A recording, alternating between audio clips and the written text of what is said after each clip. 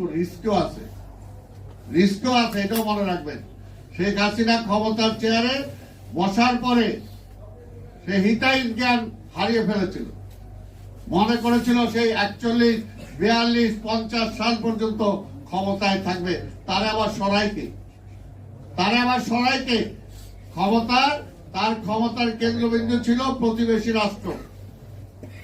আর এখানে একটা বিশেষ শ্রেণী ব্যুরোক্রেসিতে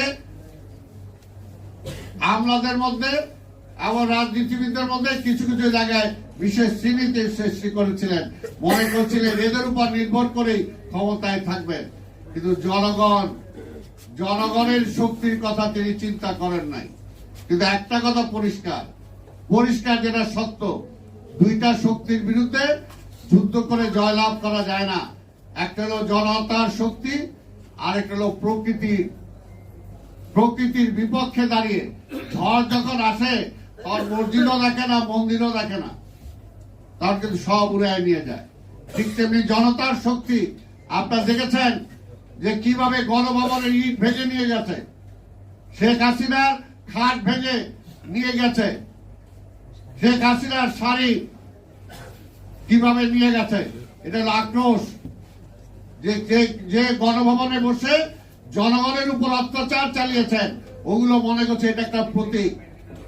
এই যে ফ্যাসিস্ট, সেই ফ্যাসিস্টের অঙ্গ হানি করে আমি নিয়ে গেলাম, সেটার উপর একটা থুতু মারলাম, সেটার উপর একটা ঢিল মারলাম, এটা হলো তার প্রতিবাদ। সেই কারণে এই দুইটা শক্তির বিরুদ্ধে কেউ কোনোদিন জয়লাভ করতে পারে নাই। এই সরকারকেও বলবো যে আমরা যুদ্ধ করে দেশ স্বাধীন করেছিলাম, এখনো যেমনি আজকে পঙ্গু দেখে এটা হচ্ছে, এখনো কিন্তু 71-এর মুক্তিযুদ্ধে যারা পঙ্গু হয়েছিলেন, এখনো আমরা দেখি অনেকে ভিক্ষার থালা নিয়ে বিভিন্ন জায়গায় ভিক্ষা করে বেড়ায়। একটা জাতির জন্য এটা কখনো মঙ্গল না, এটা কলঙ্ক। তাই আমি বক্তব্য দীর্ঘায়িত না করে আজকে বলবো, এই সরকারকে আমরা সময় দিয়েছি, আমরা দিতে চাই, কিন্তু ভবিষ্যতে যাতে এই সমস্ত আবল তাবল সিদ্ধান্ত না হয়।